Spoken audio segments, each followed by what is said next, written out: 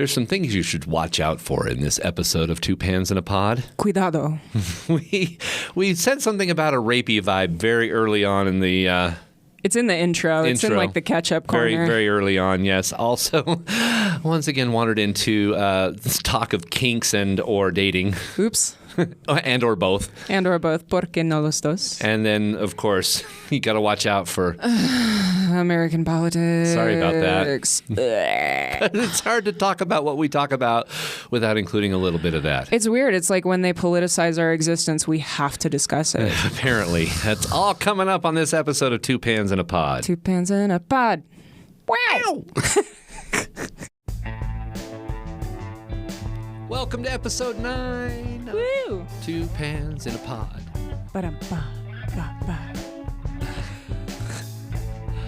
I do feel the smoking jacket thing now. Every time I hear this music. Right? I just want to cosplay as the Continental from SNL. Perfect. But less rapey. But with 50% less rapey vibes. Yeah, maybe 100%. 100% less rapey vibes. All right, so we're already adding things to the content warnings. Yes, content warning list. Hello and welcome to Two Pans in a Pod. This is my co-host Dave, who uses they and he pronouns. And this is my co-host Kit, who uses they them pronouns. Correct. How have we? Let's do a little catch up. First things first. Condiment corner. Condiment corner. How are the microdoses going, and have you given any other thought to any other pronouns? The microdoses are happening. I just had my type of testosterone switched to testosterone enanthate rather than testosterone propionate, which the only difference, as far as my doctor told me, is that it's in a different carrier oil. And I was getting localized reactions from the first one that I was on. That's not good. No, so we're hoping that switching to this new one, which is based in a sesame oil carrier, will be less reactive with my skin. Okay. But my pharmacy doesn't carry it. Their wholesaler doesn't have it, so I have to switch pharmacies, and it's going to be a whole thing, and I have ADHD and anxiety, and so, like, doing the pharmacy is already a problem. Right. So I'm going to, like, look into maybe getting it shipped to me to see if, like, that's an option. Because do a 3-month supply, exactly. Shipped to you. You don't have to worry about it. And, like, because I will not go to the pharmacy. As it is, my partner picks up my prescriptions most of the time. So, because there's a reason I'm medicated for anxiety, and that reason interferes with me picking up my medication for anxiety. I get that. So, yeah. But yeah, it's going pretty well. My voice is definitely like noticeably changed. Mm-hmm. The sore throat finally cleared up. Oh, good. I don't know when, but it did. I had to shave my face the other day. I was actually going to ask if you had anything because I thought I may have seen just a bit of a shadow. Yeah, and like I've always had a bit of a shadow. Mm-hmm. Like I remember my high school boyfriend saying something about me needing to bleach my mustache, and that did not go over well. No, it's not really tactful. And I never did, and I never shaved it, and I left it alone because it's my face. Like that's my face. That's what I look like. But I do have a theory, and I think I've mentioned it, that I think I may have a higher than average level of testosterone to start with because I am on a tiny, tiny microdose, and the amount of changes that I've had are pretty sizable. Mm-hmm. Mm-hmm. And so we're getting my testosterone levels pulled in a couple weeks, and it'll be interesting to see if the level is higher than expected for the dose. So let me ask you, facial hair, euphoric or dysphoric? Just kind of icky. I don't know. Like I wouldn't even call it either. It's just kind of, it's not something I've ever wanted. Got it. And so, but my thought was I know there's a medication that people can add to their tea regimen to prevent hair growth, but I don't mind other hair growth. I have like 18 armpit hairs. If I could get just like a few more. I felt like the worst feminist in high school because I can't make a statement with my armpits. Right. It just looks like I forgot to shave. It's not like offensive. It just looks dirty. Yeah, and like, I've always wanted like that? Shocking armpit hair. I've always wanted like offensive armpit hair, to the kind of people who are offended by that sort of thing. Oh, Can we just tell a little story Yeah. here? My former father-in-law photoshopped out a bride's armpit hair and sent it back to her. I would be so angry. Oh, I couldn't believe it. I could not believe it. My God. Yeah. Yeah. Oh my God. He was at this wedding and he had taken several pictures of the bride, and then before he sent her the photos, photoshopped out her armpit hair. Oh my God, I would be furious. Like, she had worn a sleeveless dress. There was a lot there. It wasn't like a mistake. So it's like clearly a statement. Did not forget. Oh my God. That's... Oh, yeah. That was a thing. It was so many years ago, but I even remember being as undeveloped as I was, going, I don't feel right about this. That's insane. That's like unhinged. Yeah. That's wild. Yeah. Note to self, specify with professional photographers in the future not to Photoshop out my armpit hair. Apparently. But Photoshopping out my mustache is okay. It's okay. Okay, so you have to have that discussion, I guess. Yeah, I get. Well, and like for me, because I try to keep the number of medications that I'm on to a minimum, because otherwise I struggle with compliance and like actually taking my meds if I get up to too many pills at a time. And I know this about myself. And so I didn't want to add the med that like lets people balance out whether they want to grow facial hair or not. And I figure I can always get like laser hair removal. You could. You know? Especially if you're not prone to grow a lot. Exactly. Anyway. My Yeah. dad's not a hairy dude, so I can only assume that like There you I go. wouldn't be either. Okay. And I'm digging, my eyebrows are getting a little thicker, which I'm really liking, and a little bit darker, it seems like.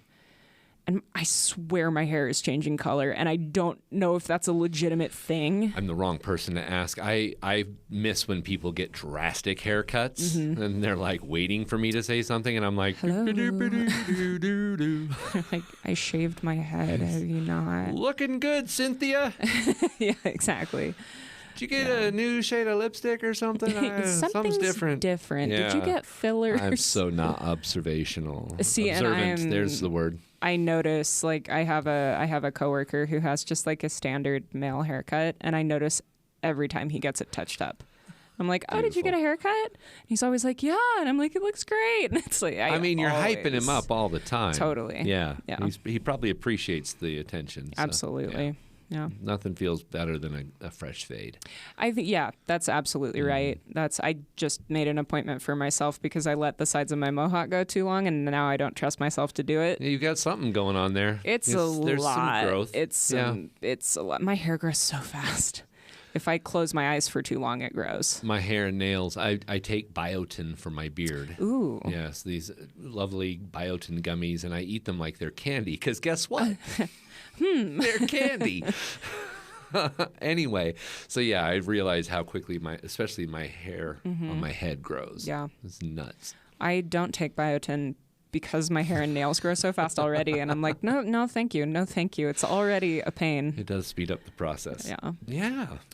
So Things are going well. things are going well. I haven't died yet. We're getting the localized reactions under control. I like the summary. I haven't died yet. It's a low bar, isn't it? Everybody dies. You're in the It's gonna hands of happen the someday. American medical system somewhat, so you're Yeah. lucky statistically. Yeah. Yeah, no, I fully acknowledge I will someday die. Hopefully not from a testosterone reaction. Hopefully not. No. That would be really awkward. Let's just suck that back out. We're not going to put that in the universe. I do eat sesame oil, so I know I'm not sensitive to Okay, it. good. Yeah. Good. Yeah. So Tahini is your friend. tahini is my friend. I don't love the taste, but it's fine. But it works. It works. Okay, good. So, Ketchup Corner, what's new with Dave? Gosh, I am getting ready for winter.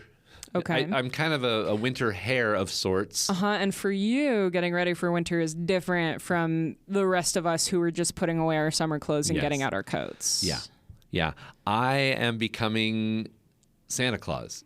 I've been doing it for 12 years. I skipped last year because of COVID, but he's coming back this year. 12 years. 12 years. Wow. I started with the cheap suit and the fake beard, and it looked comical, especially sitting on my frame. No Santa suit ever fit me right. I'm a tall, slender-ish. I've got a little chunk on me, but I'm not a fat Santa. And so a few years ago, now almost 5, God, I made my own suit that's more of a traditional Father Christmas sort of European look. It's a beautiful suit. Thank you. Yeah.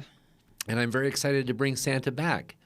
And so that was a thing I did yesterday. I just pulled out the suit for the first time, just painted some white makeup into my beard because I haven't bleached it yet, and tried everything on. It looks great, and it filled me with all kinds of euphoria, so I'm excited for that. Good. Other than that, just podcasting. Yeah. I decided to do. I think I may have discussed this with you off mic, but I don't think we've discussed on mic. I found out I'm polypodcastual, and we had a discussion about whether or not I could see other podcast hosts. It was very respectful, and I was very surprised that we even had that conversation because I was like, well, yeah, duh. Okay, good. Go do. But, I want to make sure I'm Yeah. respecting boundaries and Sure. everything. What I haven't discussed is I think maybe I want to start a third one. Oh, my goodness. You're just going to be a full-time podcaster Yeah, at this point. that's the goal. Yeah, so we're going to do like an Uncle Davies Daily, Okay. little short one. Cool. If that sounds good to you. As my first, boo. first. Yeah. The Hearthmate podcast. And just to clarify, Kit and I are platonic friends. We are not a partnership. No. Kit has a wonderful partner. I do. And I have a cat. Yeah. Which is Yes. amazing. Yes. That's all I want. That's, there's something to be said for that, I think. Before I met my current partner, I had made a conscious choice to be single for as long as I could stand it because I'm not a person who traditionally stays single for a very long time. Yeah. I made like a concerted effort to maintain being single, and it was just me and my cat. Yeah, I like that. I'm a real touchy person, so that part of being single's hard. Yeah. But also I don't want anybody up in my shit. So that part's easy. Yeah. Yeah. Like I really want like a platonic cuddle buddy. I think I just need to get people have fuck buddies out there, right? Sounds like a lot of effort. It's a lot of work. Yeah, I think I just want somebody I can like cuddle up on the couch and watch Netflix with for a while and just like be in their space. Yeah. And that's it. That's totally a thing too. It is. I've heard of that. I have friends like that, and I have had friendships like that.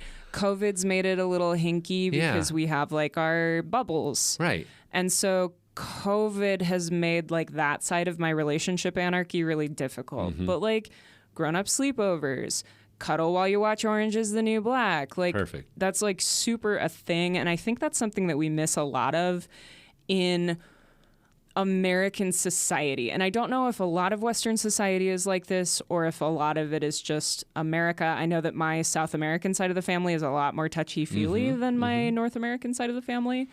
But when I was in Houston after Hurricane Harvey, I met a bunch of Israelis who were there to help with the recovery effort. They were always touching each other, all over each other. And it really struck me with the men, because American cisgender men, don't tend to be super touchy-feely with each other. And these Israeli men were constantly playing with each other's hair, giving each other hugs, like sitting on each other, messing around, wrestling, horsing around. Like, it was really interesting dynamic. The thing that we seem to perceive as being for girls and girlfriends only. Correct, yeah. Or the gay best friend. Or the gay best friend, Yeah. exactly. The gay best friend. And that's our American perception of that whole thing. And other countries are just out there being human with each other. Yeah, being human. Apparently. Yeah, therapeutic touch. Like, it's a real thing.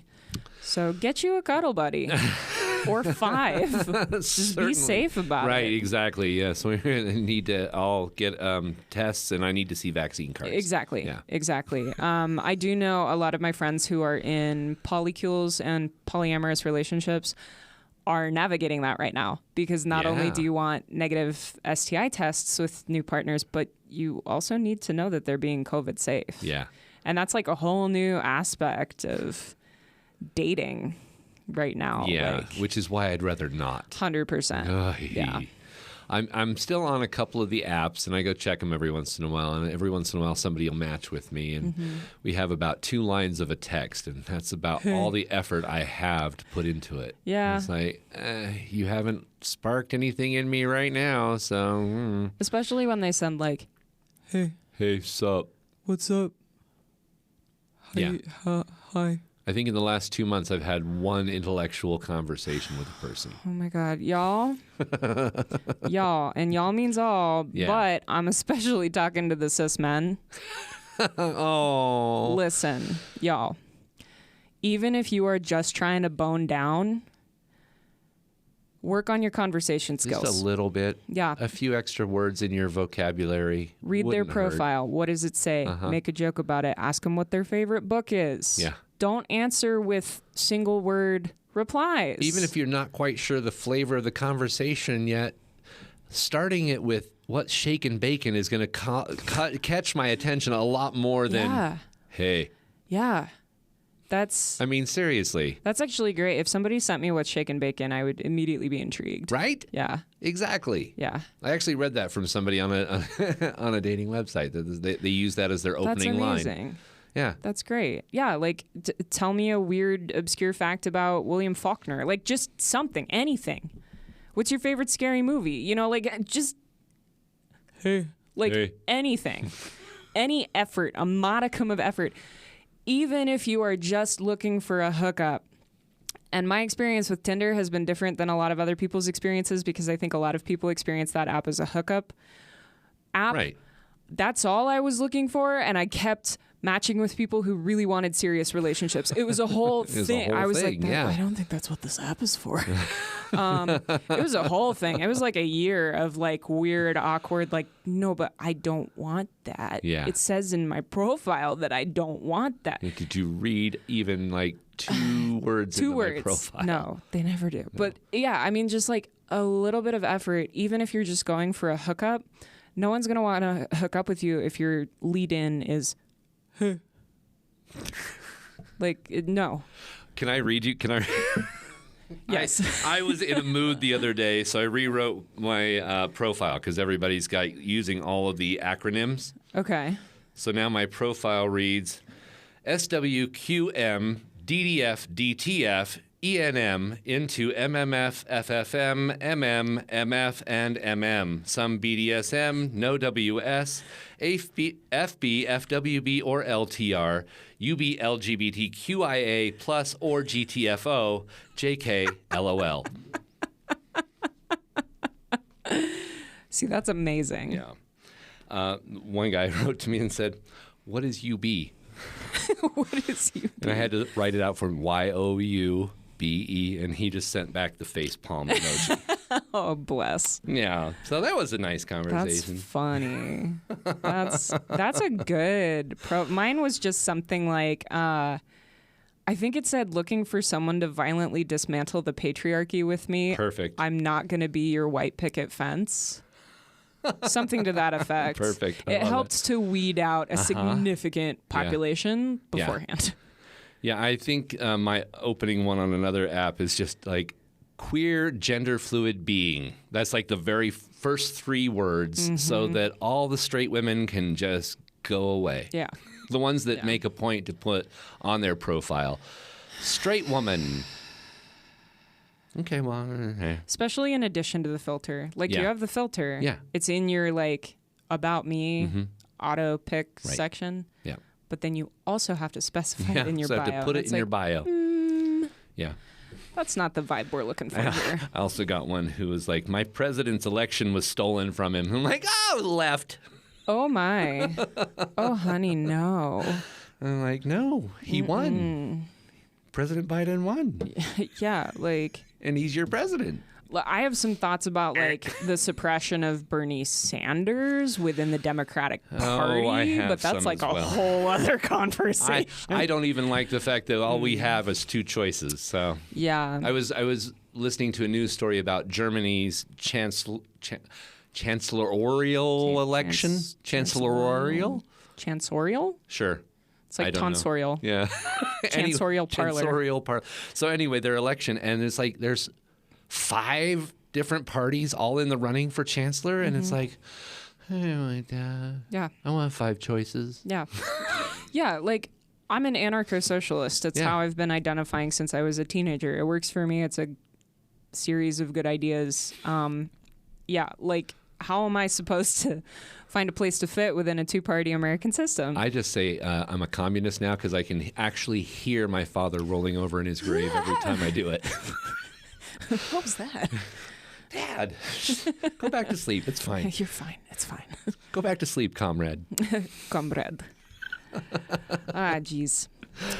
Okay, so should we put politics in the content warning? Probably. All right. Politics. Communism. Rapey vibe. Yeah, rapey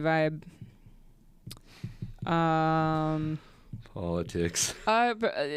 Discussion of kinks and casual hookup dating.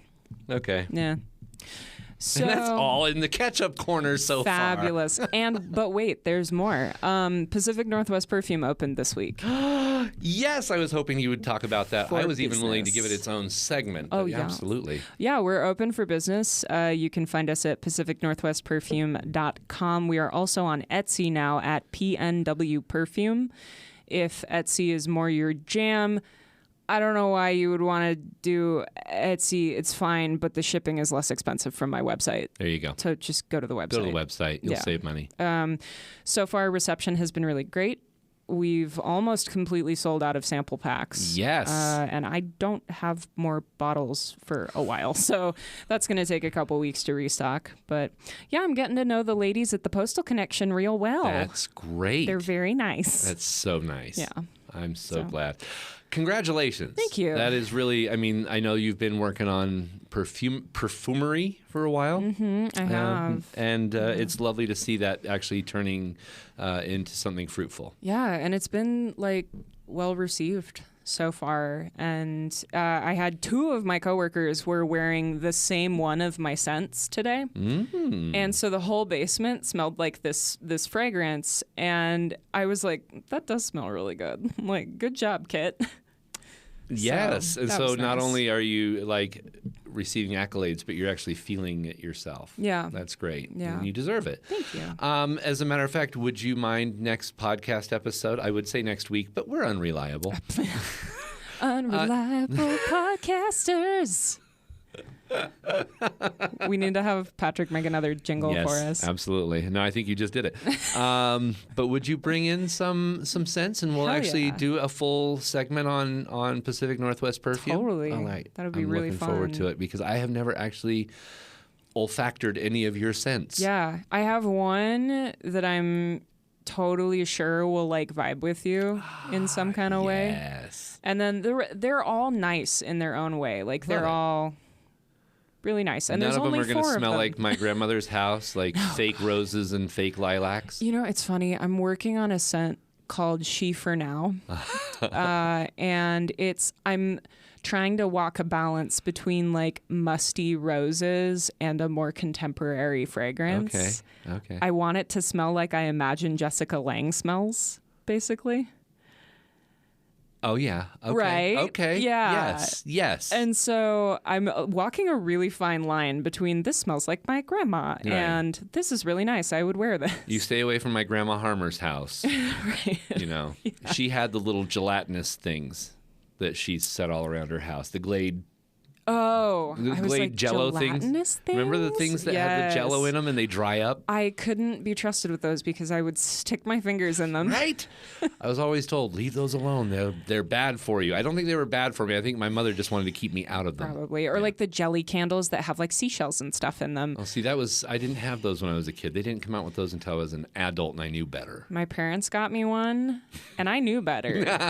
But you can at least claim some sort of youth. I had kids of my own by the time they came out with jelly candles. Yeah.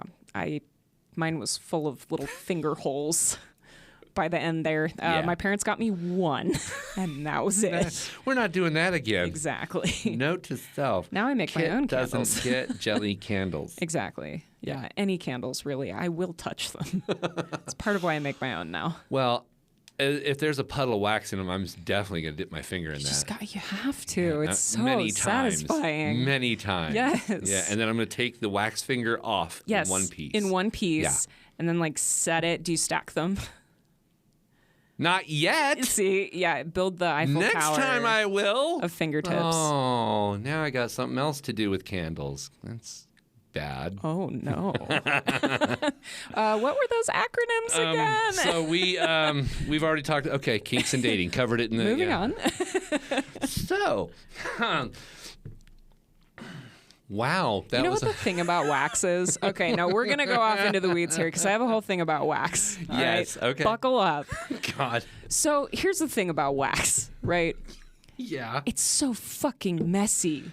And it's not sexy. No. To have a vinyl checkered red and white picnic tablecloth spread over your bed. Oh God, I'm picturing the Ladybug's Picnic from Sesame Street That's in your bedroom. That's exactly right. Yes, that's exactly right. Like, how hard is it? You cannot be sexy while you have a checkered red and white picnic blanket over your bed so you don't like get wax flakes everywhere. It's a problem. It's a problem that needs to be solved. I don't know who's going to solve it. It's not going to be me. Black vinyl sheets, honey. Black vinyl sheets. Black vinyl sheets. That's an option. I don't own a pair. Set. Hi, They're Mom. very handy.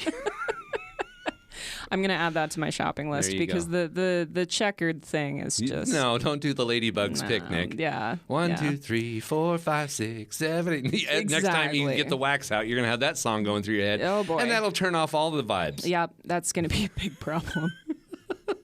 So that's the problem with wax. How not to sex with Kit and Dave. Hello and welcome to Two Pans in a Pod. We're a family-friendly show. No, we're not. No, We've not. never claimed that. No. Kit, Dave. what's your gender today? My gender, thank you for asking. I'm so glad I did. My gender today is Iggy Pop getting arrested in the 1960s for wearing a dress. Oh, my God. That's my gender today. I love that. That's been my gender for about a week now. My gender is Aunt Barbara. Aunt Barbara. Aunt Barbara. Everybody's got an Aunt Barbara in their house. The one that starts Christmas decorating in October. Aunt Barbara. Yeah. She's got like towels and matching dish sets and everything. She is ready to go. The holidays start November 1. Mm-hmm. That's me. I'm Aunt Barbara today. So do you just skip Thanksgiving entirely? Oh, the colonizer holiday? Yeah. Yeah. I mean, I like the food. Food is good. I love food. Yeah. I love traditional food. I love comfort food. Sure. It's all good. Yeah. For a long time now, since my ex-wife and I have been split, my kids generally do Thanksgiving with her. Mm. And we kind of have like a soup day together before or after Thanksgiving where we just hang out. But it's very not Thanksgiving-y. Yeah. Mostly because I'm focused on the whole I'm getting ready for Santa season. And it's like, starts tomorrow. That sort of thing. Or I've been gone. There have been times when I've actually been gone on Thanksgiving because I've already been somewhere being Santa. Yeah. So... no, I'm not. I love the food. Yeah. I don't care if I actually do the holiday itself. Yeah. Yeah. Yeah, it definitely hits different as adults. Mm-hmm. As a white adult, Thanksgiving very much changed in its meaning for me. Although I think that was pretty early on. I mean, my dad was real into giving me all the subversive facts that we weren't learning in school. And so I was the little 7-year-old going, Columbus was a murderer. Like, killing the vibe at the school play. Perfect, yeah. That kind of thing. But no, we were lied to for years, so I didn't understand the truth until much later. But, lately especially, it's just begun to lose a lot of its charm. It just feels really tasteless. Yeah. Yeah. Sorry to all the Thanksgiving stands out there. No, and I understand. If you are and you love the fall holidays and things like that, do it. Do it up. We're not telling you not to. It's just not for moi. I had a really interesting... Go. I'm thinking about just doing a big dinner like a Friendsgiving this year because I think I've got several friends who are kind of wandering Yeah. this holiday. Strays, my family calls them strays. I like that. We always did a Friendsgiving or a Punksgiving. Mm-hmm. I lived in a punk commune when I was like a freshman in college. Yeah, it was weird vibes, man. But we always had a Punksgiving, and then that translated into Friendsgivings, and now one of the older male figures in my life that I've collected as an honorary brother has Friendsgiving every year, so I don't have to worry about it. Yay. And he works in Indian Health Services on the reservation. And so a couple years ago, pre-COVID, we had a Thanksgiving dinner with some of his friends from the reservation.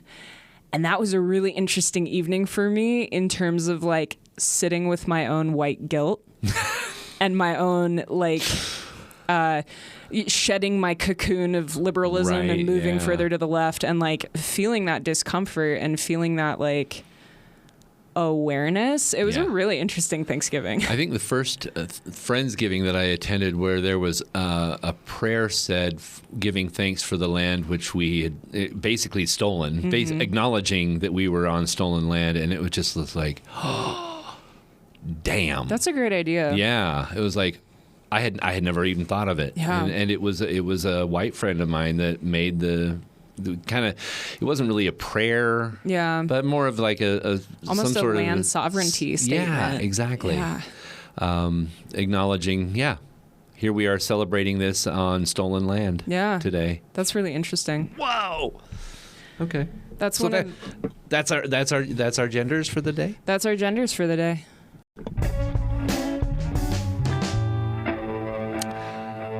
So, with that said, Santa season is coming up. Santa Claus is coming. I have always portrayed Santa in the most traditional sense of Santa. And there's something to be said for tradition. I like it. I've had now 3 different women playing Mrs. Claus. My ex-wife, a friend, and then another friend who both played... who all 3 have played different versions of Mrs. Claus, all amazing. But the whole concept is that there's a Mr. and a Mrs. Claus. A few years ago, the Mall of America shocked Fox News by hiring an African-American man as their Santa Claus. Oh, the horror. A black Santa, you say? In this economy? There's no such thing. Or is there? I mean, come on, it's a fictional character. Portray that character as you will. And if you are a black man with a beautiful white beard, you should put that red suit on and wear it proudly, because every black boy and girl and non-binary person out there needs to see themselves in Santa Claus. Yes. But this has been my deal. I have always portrayed him as a straight white man, and I'm tired of it. I really want to have...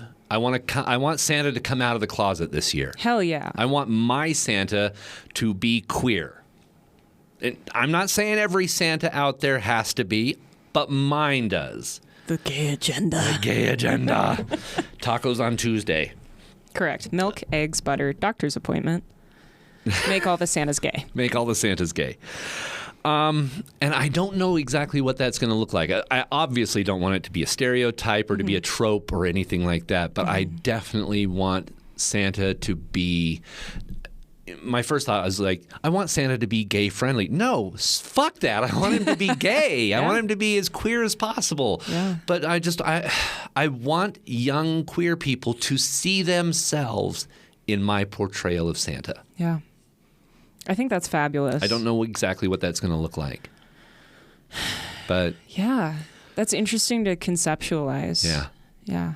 Or at least, just let him live his truest life. No more Mrs. Clauses. Yeah. Yeah. Again, fictional character. Maybe we'll get to meet a Mr. Claus. Yeah. There's actually a book. Is there? There's a book, and I need to go find it. It was available on Amazon a few years ago, Santa and Mr. Claus. Yeah. And Santa's husband was a black Santa.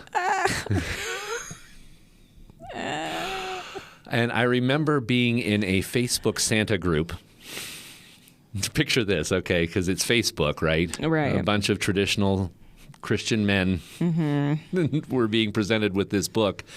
There were not a lot of kind comments coming from Santas. Oh my God. It was just like, I really thought we could do better, guys. It's hard to think about with things like that, you know, thinking about myself as like a young queer child trying to figure things out, and like going to see a Santa who would think less of me if they knew what I was. Like, that's so hurtful to think about, you know? Because it's a lot of children, with the way that we're socialized, a lot of children really look up to Santa. It's like this adult figure you can always fall back on. And yeah, there's something real, just kind of icky.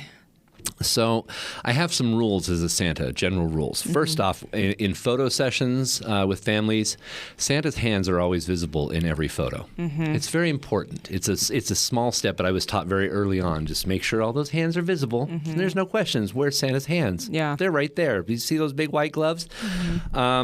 Nobody has to sit on Santa's lap. Nobody has to give Santa a hug. Nobody has to even give him a fist bump if they don't want to. Nice. Yeah. Personal space is very respected. Everybody is equal in Santa's eyes. There's no naughty list in my world. Nice. Parents are not allowed to use Santa as a threat. Good. Looking at you, elf on the shelf. Yes, you elf on the fuck. shelf. I love seeing people disrespect the elf in all sorts of ways, to use him ironically and to just like dismember this poor thing by the time it's done. Yeah. Other than that, I don't really like the whole, hey, he's going to watch you all the time and report back every day. Yeah. Normalizing 1984 for our children. Yeah. In my world, Santa's a little bit magic. He's a wizard. I have a time turner that I wear on my neck. That is the only way any of it makes sense. Right? That's how Santa gets around the world in one day. Yeah. So when kids ask, I will pull the time turner out, and they kind of look at me like, okay, that makes sense. And their parents are looking at me like, what the hell just happened? It's great.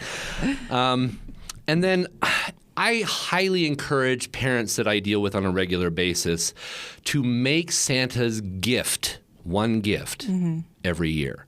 Every other present comes from mom and dad. Santa brings one gift and fills the stockings. Yeah. And it's just usually something special and sentimental. He doesn't provide iPhones and iPads and video games. If mom and dad want to spend that money and let the kids know that they worked hard to provide that for them, that's great. But kids are developing the idea that Magic Man up in the North Pole can just bring them whatever they ask for with nobody having to actually shell out money for it. Mine was always like, if it couldn't have been made in a workshop, I didn't believe it came from Santa. Right. Like if I looked at it and I was like, that can't be He must have bought that. Yeah. When I got my Mongoose Mountain or my dirt bike. Exactly. A Furby. Like Santa didn't make that. His elves didn't make that. Right. Yeah. So yeah, whatever that special gift is, I just think it's also an easier transition from believing to participating. Yeah. I encourage them to parents to make kids a part of the Santa experience as they transition out of believing. Yeah. By helping gift other people without thanks. Absolutely. Without the other person being able to thank you for it. Which is the spirit of Santa. Yeah. But I also think he should be super queer. And all of these things can exist simultaneously. Yes. We contain multitudes. Santa contains multitudes. If you have an idea for what a queer and genderless Santa looks like in your mind, I would love to hear from you. Leave us a message on the show website, which you can now do, twopansinapod.show. So I'd love to hear your ideas. Yeah. I'm still kind of coming up with concepts. It will be all digital this year, like FaceTiming, Skype sessions, Zoom meetings with Santa, unfortunately. But yeah, there's a lot to be able to work with there, I think. Well, Santa should get his nails did. Santa will definitely have candy cane nails or red and white nails. I had them last year under my gloves, or 2 years ago under my gloves. Yeah. That's so cute. And then I think Santa needs an official pronoun pin. I agree. I think Santa's going to have they them pronouns. Nice. Yeah. Nice. But I think he needs a very North Pole looking they them pin to wear on his suit. Little candy canes or something. Yeah. Yeah. Yeah. But I think that needs to be a visible marker there. So hit us up. Yeah. twopansinapod.show. Let us know, because I'm also really curious. I don't know. Yeah. I don't know anybody else who's done it. Yeah. No. That's I'm gonna not be claiming really to be cool. the first, but I just certainly haven't heard of The it only yet. one you know of. Yeah. Yeah. Queer genderless Santa. Let us know your thoughts. Hell yeah. So what'd you go as for Halloween? Bruh, for Halloween, I went as a responsible adult. No, I don't even believe that. No, actually, my mom came over. We put a like weird antique kind of beat up chair on the front walk and put 2 boxes of candy in it with a little sign that said "Take a handful." And my mom came over and we watched Troll, Oh. the 1986 film, not to be confused with Troll 2.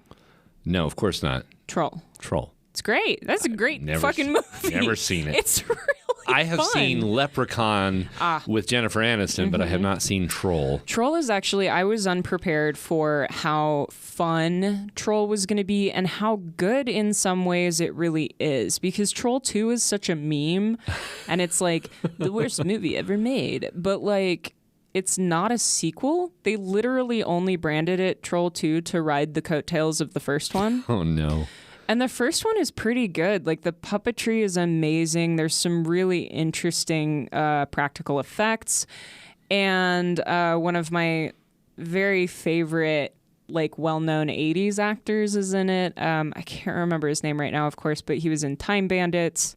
And he plays this English professor. He's amazing. Oh, it's going to drive me crazy. Yeah, I can't remember his name. But I also had a huge crush on him as a child. And when the second he walked on screen, I felt so warm and fuzzy. And I was like, oh my God, it's him. So, yeah, that was nice. But yeah, we just watched Troll. And then we left the candy out actually until the next afternoon. And so There was still some left? There was. And we had children like darting up onto our front porch to like take a handful of candy like during the day. And I was like, yeah, please, I'm not bringing it back in my house. If I bring it back in, I will eat it. Exactly. Yeah. But so something interesting happened to a friend of mine who is a cishet woman living in Atlanta. Okay. And she has scary movie nights with her roommate every week. And they got a group of friends together and they watched Scream. I've been trying to get her to watch Scream for like a month now. I am not a big fan of horror movies or slasher flicks. That one is one of my exceptions. Scream Absolutely. is an amazing movie. It's so good. It's so good. And so partway through the movie, she asks out loud to the room something about, what's up with all this chemistry between Billy and Stu? And her friends really shut her down. And she sent me a message about it. And she was like, am I missing something here? And I was like, no, that's canonical. That's the point. Billy and Stu have a very homoerotic relationship. And I actually sent her a textbook. I'm going to have to go back and watch it. I may have missed They're it. hella gay. Oh, They're so I'm going to have to go back gay. and watch it. It's been many years. Yeah, without spoiling anything, they You don't have have to worry about spoiling movies that old, I don't think. Well, so here's the thing. I had never seen it before October 12th. And I watched it for the first time. But if you hear spoilers, And I had no spoilers. after not seeing a movie that long, that's on you. Yeah, but I don't want to be the person that does it, you know? And so, but it's, first off, it's Wes Craven, who, while he was married to a woman for, 40 years or something, all of his movies have some kind of homoerotic subtext. Yeah. There is queerness present in all of his work. If you think that Johnny Depp's character in the original Nightmare on Elm Street is not some kind of way, I want you to look at the belly shirt that he's wearing and the way he wears it. Come on. Versus the way Keanu Reeves wears a belly shirt in Bill and Ted. It's a completely different vibe. It is not the California Surfer vibe when it's coming from Johnny. Correct. It's a completely different vibe. I will give you that one because that one stuck hard in my head. Right? Yeah. Yeah. No, it's Wes Craven was notorious for that. And the writer of the Scream script, Kevin Williamson, is an out gay man. Perfect. The subtext was completely intentional. Absolutely. And I'm going to have to go back and watch it now. Matthew Lillard recently tweeted, yeah, that's how I was playing Stu. Perfect. And so there's actually like a textbook which holds an academic essay about the queerness in Scream and the queering of masculinity in 90s horror films. And so I sent that whole paper to my friend, and I was like, here, you can show your friends this. I'm just curious about the demographic of the room that shut her down. So they're all straight. Yeah. They're all cisgender. Okay. Including my friend. Okay. And so as an experiment, I showed it to my partner because I've been trying to get him to watch it anyway. Sure. And he's not a waste of time. Cisgender guy.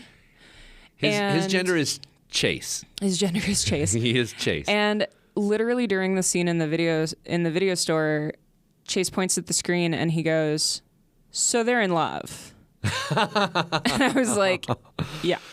Yeah. Absolutely, yes. Okay. So anyone out there listening to this who doesn't realize that Billy and Stu are a thing, they're a thing. Watch the movie again.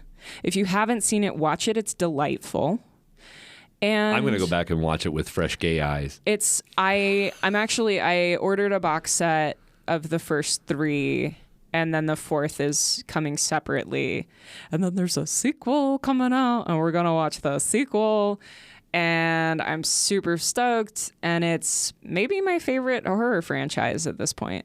Oh, such a good... I mean, the Wayans brothers, come on. Weren't they involved with that? Didn't one of them produce Scream? That's a great question. I don't know. I don't thought so. actually know Why either. is it in my head? That's how I'm remembering it. Now you looked at me That's so odd. I'm funny. like, maybe I'm not remembering. Well, I mean, that I have no correctly. idea. It's entirely likely. I stopped at Wes Craven and Kevin Williamson. Oh my God. That's so funny. No, and Chase had thought he somehow got Scary Movie and Scream mixed up in his head. I think he saw like pieces of both on TV. That's what I'm getting confused. Yeah. Oh, Scary Movie? Scary Movie. Oh, Yeah. See? That's exactly what Chase did. Yeah. And so he had always thought that Scream was like a comedy, like parody, which it kind of is, but not the way that Scary Movie is. No. Scary Movie is like the airplane of scary That's movies. exactly what Chase said. You two need to go bowling or something. I haven't been bowling in forever. I'd love that. Well, perfect. Chase, can we he go loves bowling? To bowl. He enjoys bowling. Perfect. That'll be, just go bowl. Talk about airplane. Surely you can't be serious. Don't call me Shirley. I am serious, and don't call me Shirley. So that's it. That's Scream. That's the tea. That's the Halloween tea. They shut her down just like hard. Hard, Like, yeah. They couldn't accept that. And so, like, I explained to her, no, like, here's the canonical stuff. Like, here's an academic paper that supports this. And then after Chase watched it, I sent her a message that said, so here's what Chase had to say. And she was like, vindication. So I'm a genius and my friends are idiots. And I was like, yeah, pretty much. Your one friend is a genius. She caught it. Yeah, exactly. Even being a cishet woman, she caught it. Yeah. Good for her. And the Lovely rest of her ally. friends were just like, No. well, and she was like, I think everyone was too caught up in their 1990s hybristophilic blood kink fantasy to catch that. And I was like, what is a hybristophilic 90s blood kink fantasy without some queerness? Like, Is there any other kind? right. So then I put it on a t-shirt. I like slapped together a t-shirt design. What is a 90s hybristophilic blood kink fantasy without some queerness? But yeah, I was impressed with her for picking up on it. Her friends are dumb. That's it. I can't even. And I was like, are your friends the kind of people that like Just totally not miss aware. it when like folks are flirting with them? And she was like, no, that's usually me. And I was like, huh, well, I don't know. Maybe you're a really good wingman. Yeah, apparently. But yeah. So long story short, go watch Scream. I need to. Mm-hmm. How are you, sir? How are you, ma'am? I was not unintentionally misgendering my co-host. Welcome to Hot Totally Takes. for effect. Yes. Welcome to the Hot Takes hibachi stand, where we're going to talk about honorifics. Honorifics. Like sir and ma'am. I went on TikTok because somebody was asking for a non-gendered honorific. And I thought about it for a while because I like using them ironically. My cat is definitely a ma'am when she's in trouble. Ma'am. Oh, my off cat's the a counter. sir. Absolutely. Sir, excuse me, sir. Yeah. So I was trying to think of a non-gendered honorific. And the more I pondered it and really thought about it, I'm like, we just need to fucking get rid of it. There's no reason for it. And everyone was like totally cool with that and reasonable, right? Absolutely. It was the internet after all. Nobody took offense to that. No. Oh, the South shall have their ma'am and sirs, apparently. Jesus Christ. I mean, it's the way I was raised. I literally had somebody say they couldn't do it because it was physically beat into them. I'm like, that is a real good trauma is a real good reason to stop using it. Yeah, that's a trauma response, bae.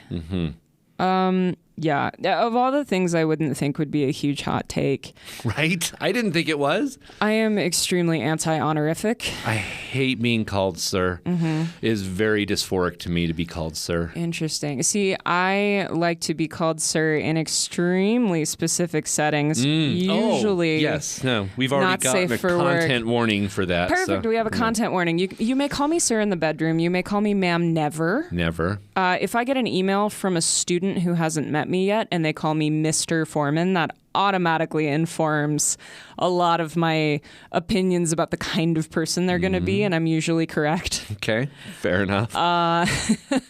So, yeah, honorifics and titles are such a tricky one. Titles, maybe, there's the MX title. I use mix and I use mixter. I like mixter because it sounds like a weird, fun job title. Sure. Like you work in a bakery. Like I'm a barista. Right. Mixter. I don't know. Mixter. I would say that's your job, combining scents. You're a mixter. Right. Exactly. And yeah, my students call me Kit. Yeah. That's what they call me. Somebody suggested the gender-neutral Sare, which is more of an Old English name. Oh S-E-R. no! Wait, I actually really like that. Oh, did that cause some bees to go off in your head? Syrah. Syrah. Sare. Yeah. Okay. Yeah. Yeah. But my point, I guess, was honorifics were taught to me is you need to respect your elders. Correct. And like, why? Correct. Why should I? Yeah. What have they done? Have they earned it? Have they earned it? Yeah. Have they earned my respect? No, they haven't. No. And should we just be respectful to everybody? Probably, but I don't think they deserve They don't deserve to be misgendered. No, they because don't. you're trying to be respectful. Yeah, and somebody else was like, well, what do you do to catch their attention in public? Excuse me. Excuse me. And Yeah. if they don't respond, excuse me, in the red shirt there? That's exactly what I was about to say in the red shirt. Yeah. Why is that the example? Because they're the ones that are going to die when they're sent down to the surface by Captain Kirk. Look out! Bosun Ricky! They could be attacked by stormtroopers and they'd still die. Correct. Oh, bless. But anyway, yeah, just describe an article of clothing that they're wearing. You in the beautiful purple hat, that would describe me a lot. So, yeah. When I am an old woman, I shall wear purple. I love that poem. So good. My grandma had it hanging up, and she never wears purple. I need to memorize it. I have a couple of little things in my mental arsenal that are memorized, but that's not one of them. And I think it should be. I like that poem very much. But yeah, ma'am, sir, I don't think we need that sort of level of respect. We're not in the military, most of us. Being called ma'am. Yeah. I hate it. It makes me want to bite people. It's one of those like spray bottle responses. Yes. Like if I had a squirt gun, I would spray you with it. I think I've actually, and I'm not the person to do this. Like if somebody gives me the wrong order at a restaurant, I won't send it back. I will just eat it and go, well, they tried Be really kind hard. of sad. Yeah. Yeah. Like I didn't want this, but I'm going to eat it. But I think I said to somebody a few weeks ago, I'm like kind of just smiling, I'm not a sir. Yeah. Yeah. I watched a really awkward thank you. exchange at one of my jobs yesterday where one of my coworkers was sirring a customer, and the customer was clearly a veteran.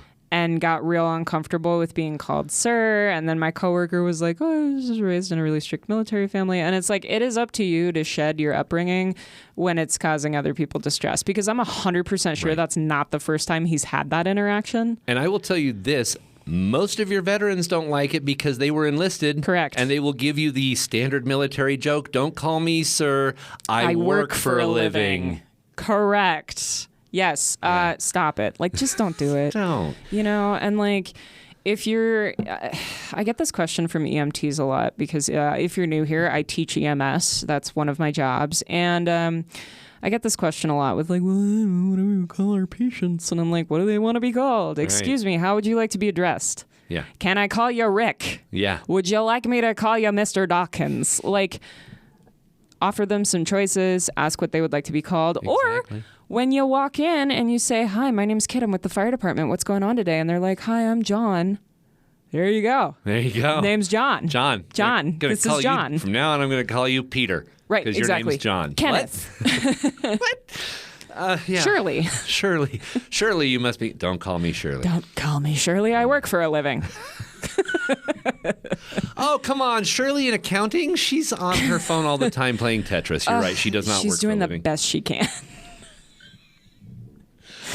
Yeah, that is one of the things like shopping in the men's department of big box stores and people calling me sir are two of my biggest dysphoria items ever. I was like, are these two things occurring at the same time? Sometimes I'm at Target in the men's section and some lady's going, excuse me, sir. The sir and ma'am thing, we talked about this a few episodes ago too. It harkens back to dude. Right. Oh, I'm from California. I call everybody dude. It's unisex. Not if someone asks you not to call them dude. If they don't want to be called that, then don't do it. Exactly. And I feel the same way about sir and ma'am, except I feel like sir and ma'am is super presumptuous. Like, you are presuming a relationship with that person, and it just doesn't go over very well. Right. I don't know. Let's maybe just phase it out. Let's stop assuming people's genders altogether. Yeah. Because you know what they say, when you assume, you make an ass out of you. Correct. That's it. It's just you. It's just you. Yeah. It's like the emails. Like when I get an email that says Mr. Foreman, my student made an ass out of themselves. It's always himself. It's like, I was not involved in this transaction whatsoever. I'm like, this did not make an ass out of me. Thank you so much, Kit. Thank you. It's been a lovely episode number 9. I want to say a big thank you to Patrick Pearsall, the Hurricane, on Spotify, who composed and performed our theme music. This is my co-host, Kit. They go by they, them pronouns, and they have a website, Pacific Northwest Perfumes.com. Perfume. So there. I've been watching Looney Tunes lately. You can also find us on Etsy, and this is my co-host Dave, who uses they and he pronouns and can be found at I am Dave Felton on Twitter, Instagram, TikTok, all the things. All the things.